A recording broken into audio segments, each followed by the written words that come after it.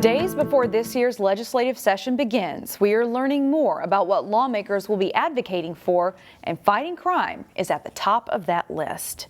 Senate Republicans released their agenda this week. Senator Warren Limmer of Maple Grove, who is the Senate Public Safety Committee chair, says they will be looking at enhanced penalties for certain crimes, including carjackings. That focuses on those who would use force or intimidation in taking someone else's car. Auto theft appears to be out of control in the metropolitan area. We'll increase penalties for stealing a car to then use it in the furtherance of committing an additional crime. Limmer pointed a finger at prosecutors for being part of the problem leading to the current crime surge. He says the Senate will introduce proposals to change that. County prosecutors who are deliberately ignoring various low-level crimes that only embolden bad actors. We intend to remember the victims first before we make public policy. The highest priority of any government is the safety of its citizens.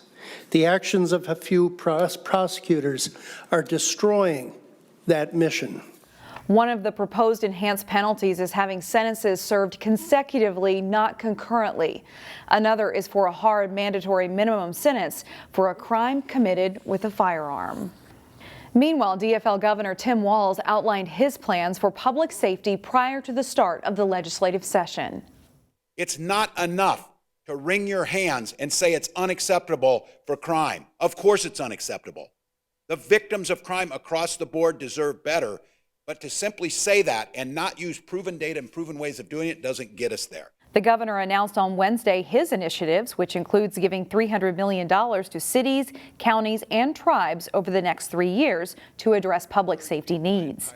He also suggested offering retention incentives for law enforcement, student loan financing, and an advertising campaign aimed at getting more people to choose law enforcement as a career.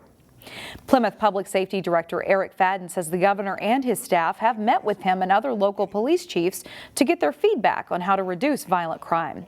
Fadden said, "We believe the conversations go beyond just the money, but are pleased and grateful for this start in the right direction." The Robbinsdale City Council member charged with drunken driving and fleeing police says he feels immense shame for his actions on Monday and plans to seek treatment. In a written statement, first-term council member Tyler Klein says he put many people in danger and is incredibly sorry. He says he's lucky that he didn't seriously hurt anyone and truly lucky to be alive. Klein is accused of causing a wrong-way crash, then driving around a squad car at an exit ramp trying to get him to stop. The criminal complaint says Klein drove southbound in the northbound lanes of Highway 100 near the Brooklyn Center-Robbinsdale border. Police had to slam into his minivan to get him to stop. Klein says he plans to receive 6 weeks of treatment at the Hazelden Betty Ford facility. He did not indicate whether he would step down from his Robbinsdale City Council seat. His term expires at the end of 2024. Chickens are back up for debate before the Brooklyn Park City Council. A survey last year, which the city says is statistically relevant, shows 2 out of every 3 people in Brooklyn Park support the keeping of chickens. The last time the issue came up was in 2019, when pot-bellied pigs and goats were also part of the discussion. City officials say an increasing number of nearby cities allow the keeping of chickens, but some elected leaders in Brooklyn Park have questions, including fire concerns for baby chickens that require heat lamps and can't be kept outside in a coop during the winter. I want to make sure that we're having a little bit more conversation so that people aren't just thinking it's something to do. Councilmember Tanya West Hoffner says she raised chickens herself growing up, and while she's not necessarily opposed to allowing them in Brooklyn Park, she says the keeping of chickens is a lot more work than people might think it is. Expect the issue to come up again, with the City Council possibly voting on a chicken ordinance in March. Many high school students who take classes at the college level don't always spend a lot of time in their actual high schools. But in this week's edition of Standout Student, Delane Cleveland introduces us to a Champlin Park senior who uses her brief time on the Brooklyn Park campus to help out a good cause. Keep on rocking, you're doing amazing, no one does it like you. High school is a place where students get to express their creativity.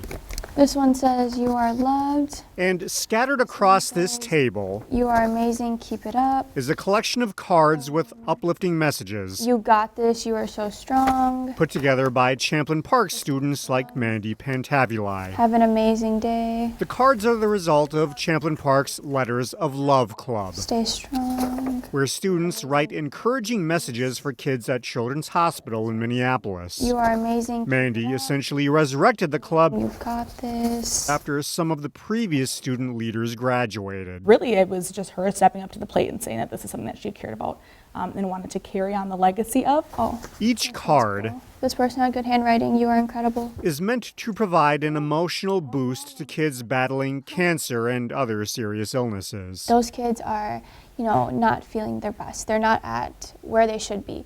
So even something super small like this can make their day, their week, their month. In addition to Letters of Love, Mandy is part of the school's National Honor Society, and she's a member of Champlin Park's freshman mentorship program, Link Crew, You're so amazing. They're little like flowers. all while taking PSEO classes at North Hennepin.